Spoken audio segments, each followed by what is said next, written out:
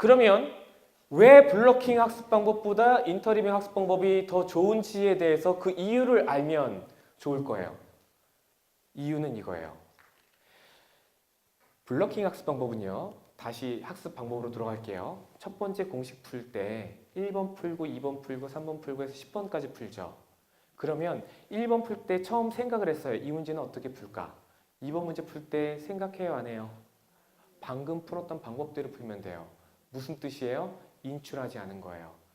작업 기억에 25초 정도 유지되고 있었던 방금 전에 풀었던 문제가 사라지지 않은 상태에서 그 다음 문제를 또 풉니다.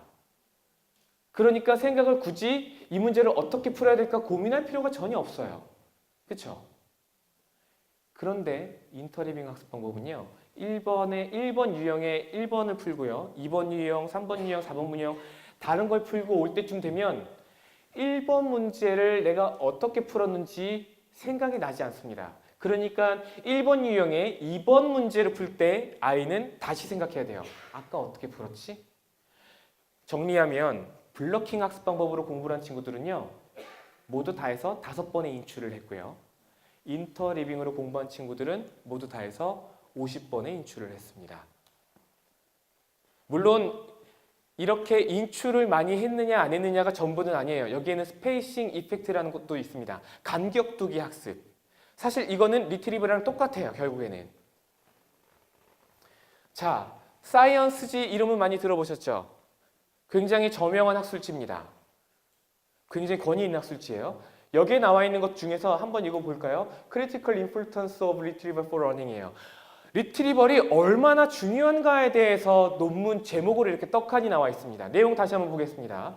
자, 여기에는 테스트를 본 거예요. 첫 번째 테스트, 두 번째, 세 번째, 네 번째 테스트를 보면서 공부하는 방법에 따라서 성적은 차이가 있어요, 없어요? 없습니다. 그리고 네 번째 테스트를 보면 거의 대부분의 학생들이 다 점수를 잘 맞춥니다. 그러면 이 네 가지 학습 방법이 서로 어떻게 각구 다른지에 대해서 잠깐 설명을 할게요. S는 스터디예요. T는 테스트입니다. 여기서 스터디는 그냥 뭐를 한번 쭉 읽어보는 거예요. 실제로 여기는 미국 사람들을 대상으로 실험을 진행을 했고 스왈라이어, 아프리카 단어인데요. 아프리카 단어를 영어로 표현을 한 다음에 단어를 외우겠습니다. 예를 들어서 MOTU 해서 무투 이러면 나무 해서 트리 이렇게 써놓는 거예요. 무투, 트리. 미국 사람들이니까. 이걸 40개의 단어쌍을 외워야 돼요. S는 이걸 외우는 거예요. 쭉 머릿속으로 계속 보는 거죠. T는 시험을 보는 겁니다. 근데 여기에 또 다른 기호가 하나 더 들어있죠. N이 들어있습니다. N은 반복하지 않는 겁니다. Not repeated. 반복하지 않는 거예요. 그래서 S는 반복학습, SN은 비반복학습. 비반복학습이 뭐냐면 시험 봤는데 맞은 것들은 더 이상 공부하지 않는다는 뜻이에요. 처음에 40개의 단어를 보지만 첫 번째 시험을 봤을 때 평균적으로 10개를 맞춥니다. 그러니까 10개 맞췄죠? 그 다음에 단어 몇 개만 외워요? 30개만 외우고 있는 게 비반복학습.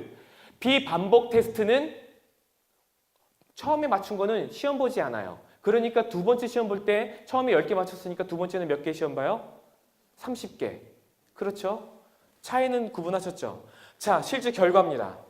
여기 보시면 얘네 둘은요. 막대 그래프가 굉장히 높게 솟아 있습니다. 얼마나 많이 리콜했느냐예요. 많이 답을 맞췄느냐. 얘네 둘은 낮아요. 이 두 그룹 간의 차이가 뭐죠? S예요? S하고 SN은 차이가 없죠. S하고 SN은 차이가 없습니다. 여기는 T, 여기는 TN, TN이에요. 즉 반복 테스트랑 비반복 테스트가 성과의 차이를 나타낸 거예요. 그러면 다시 정리할게요. 반복 테스트는 맞은 것도 다시 시험을 보는 거죠. 내가 아는 단어도 다시 리트리버를 하는 거예요. 이해되십니까? TN은 맞춘 거는 다시 시험 보지 않은 거예요. 그러니까 리트리버를 할 이유가 없죠. 아까 말씀드린 것처럼 러닝과 퍼포먼스의 차이입니다. 지금 아이가 단어를 맞췄어요. 퍼포먼스는 나온 겁니다. 근데 시간이 지나고 난 다음에 이거 일주일 뒤에 테스트를 본 거거든요. 네. 단어 외운 다음에 테스트 보고 또 일주일 뒤에 다시 테스트를 본 거예요. 그랬을 때 여전히 단어를 많이 외우고 있는 것. 즉 학습이 이루어진 건 반복 테스트라는 뜻이에요. 즉 리트리벌 연습입니다. 시험에 있어서 공부에 있어서 리트리벌이 이만큼 중요하다는 뜻이에요. 자, 그러면 우리는 공부할 때 리트리벌 연습을 해야겠죠. 리트리벌 연습은 대체적으로 우리가 문제를 풀 때 연습이 됩니다. 그래서 테스트 이펙트라는 게 있어요. 테스트 이펙트는 기본적으로 시험이라는 게 단순히 내가 공부한 것을 평가하는 걸 넘어서 시험 자체로도 학습이 된다라는 뜻입니다. 자, 이 테스트 이펙트는 놀랍게도 시험을 본 다음에 답을 맞춰주지 않아도 혹은 피드백을 주지 않아도 테스트 이펙트는 살아있어요. 그러니까 시험을 보고요. 채점을 하지 않아도 테스트 이펙트는 나타납니다. 왜죠? 리트리벌 자체만으로도 학습이 이루어지고 있기 때문에 그래요. 그러면 우리는 어떤 공부를 해야 돼요? 자꾸 읽어야 돼요? 아니면 직접 기억을 떠올려 봐야 됩니까? 기억을 떠올려 봐야 돼요. 그래서 중요한 게 자기주도 학습이에요. 배우는 건 짧게 가져가고요. 내가 배운 걸 계속해서 확인해 봐야 됩니다. 여러분들 아마 이렇게 공부하셨을 거예요. 시험 때 공부를 하다가 학교에 가서 짝꿍한테 이렇게 얘기하죠. 책 건네주면서 나한테 물어봐 줘봐. 그리고 친구가 이렇게 얘기하는 거에 대해서 내가 이렇게 대답하잖아요. 그런 것들을 서로 바꿔가면서 하죠. 이런 것들이 리트리벌 프랙티스예요. 인출 연습하는 거예요. 마찬가지로 테스트 이펙트를 가져오는 겁니다. 정리하면 공부에 있어서 중요한 것은 인출 연습이다. 인출 연습은 대체적으로 테스트를 볼 때 일어난다. 그 테스트라는 것은 중간고사, 기말고사, 학원에서 보는 데일리 테스트, 단원 테스트 이것뿐만이 아니라 숙제를 하는 것도 테스트예요. 왜냐면 문제를 푸는 것 자체가 내가 아는지 모르는지 기억을 떠올려 보는 것 자체가 테스트이기 때문에 그렇습니다. 자, 마지막입니다. 내용 이제 정리 들어갑니다. 자, 아이들이 학원 열심히 다녀요. 학원 열심히 다닙니다. 지금 학원 열심히 다니지 않는 친구는 얘기하고 싶지 않아요. 걔네들은 일단 뭐라도 열심히 하면 돼요. 공부법 둘째치고요. 그냥 뭐라도 해요, 좀 제발. 근데 뭔가 열심히 하는 친구가 보는 것처럼 학원도 열심히 다니고 숙제도 열심히 하는데 안타깝게도 성적이 어느 정도까지는 오르다가 그 다음부터 오르지 않습니다. 학원을 안 다니면 왜 성적이 오를까요? 그전에는 아무것도 안 하다가 학원 다니니까 뭐라도 해서 그런 거예요. 자, 뭐라도 해요. 근데 그것만으로 성적이 오르는 데는 한계가 있는 거예요. 기존 교실의 한계. 아이들이 숙제는 하는데 공부는 하지 않습니다. 공부는 여기서 리트리벌이기도 하고요. 공부는 좀 다른 말로 확장을 해서 보면은 모르는 것을 알아가는 과정이 공부죠. 그렇죠? 학습이잖아요. 학하고 습하는 게 공부입니다. 배우고 익혀야 돼요. 근데 아이들은 배우기만 합니다. 아이들에게는 놀라운 능력이 있습니다. 선생님은 분명히 숙제를 50문제를 해주는데 아이들은 집에 가자마자 50문제를 30문제를 줄여놓고 숙제를 시작해요. 어떻게 그렇게 하죠? 센수학 보면은요, 난이도가 상이라고 표시가 되어 있습니다. 상 딱 보자마자 별표 쳐요. 문제가 세 줄 넘어가면 별표 칩니다. 수식이 좀 복잡하잖아요. 마이너스도 많고 가로도 많고 분수도 되어 있고 숫자가 복잡하면 일단 별표 쳐요. 왜냐면 풀기 귀찮으니까. 생각하기 귀찮아요. 문제를 딱 읽어봤는데 뭔 소리인지 모르겠으면 별표 칩니다. 그리고 그 다음날 학원에 선생님이 이렇게 물어보죠. 야, 너 왜 이렇게 별표가 많아? 선생님 하나도 모르겠어요. 너무 어려워요. 아니, 학생이 어렵다 그러는데 선생님이 뭐라 그러겠어요? 너 진짜 고민해봤어? 라고 물어볼 수는 있겠죠. 고민해봤죠. 근데 어려워요. 그럼 그 다음에 선생님 뭐예요? 다 풀어줍니다. 이건 다시 학이죠. 리트리벌이 아니에요. 아이들은 숙제는 하는데 공부는 안 해요. 자, 숙제를 하는데 공부는 안 하는 거 중요한 거 있습니다. 아이들이 시키는 것만 해도 되기 때문에 그래요. 그냥 선생님이 시키는 것만 적당히 하면 아무런 문제가 일어나지 않습니다. 결국 공부의 핵심은 혼자 스스로 하는 거예요. 그리고 최대한 그 방법은 인출 연습을 하는 쪽으로 가닥을 잡으면 우리 아이의 공부는 실패하지 않을 겁니다.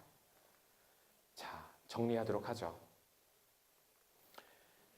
자, 문제집은 그물과 같습니다. 문제집을 이렇게 쫙 풀고 나면요, 내가 아는 것과 모르는 것이 구분이 돼요. 문제집을 푸는 건요, 공부하는 게 아니에요. 공부를 잘하는 친구들은요, 문제집을 풀었다고 해서, 숙제를 했다라고 해서 공부를 했다라고 생각하지 않습니다. 진짜 공부는 언제부터 시작해요? 문제집을 푼 다음에 채점을 마치고 나면 그때부터 공부 시작이에요. 내가 몰랐던 문제를 알아가는 과정, 그게 공부인데, 공부를 잘하는 친구들은 놀랍게도 문제를 풀어서 틀린 문제들을 어떻게 하면 이 문제를 내가 다시 풀어볼 수 있을까에 고민을 하고요. 그래도 풀리지 않으면 앞에서 내가 뭐 배웠는지 이렇게 체크를 해봅니다.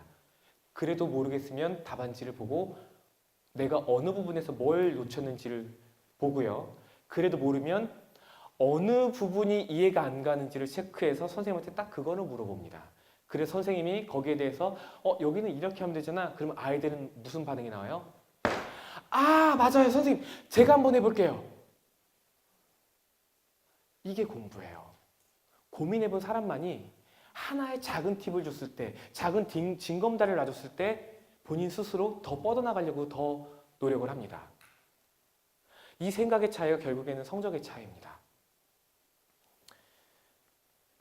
제가 준비한 건 이것이고요. 마지막에 여러분들께 꼭 드리고 싶은 이야기가 있어서 이 내용으로 여러분들과 오늘 이 자리를 모두 마치도록 하겠습니다.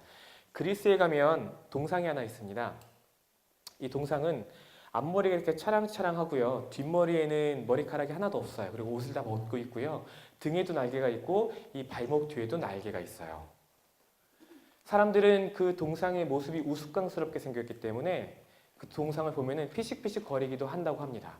그런데 그 동상 아래에 있는 글귀를 보면 모두가 다 숙연해져서 그 자리를 감동을 받고 뜬다고 합니다.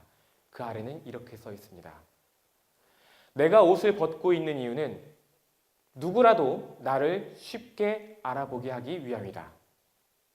내 앞머리가 수치무성한 이유는 나를 잡고 싶을 때 쉽게 잡을 수 있게 하기 위함이다.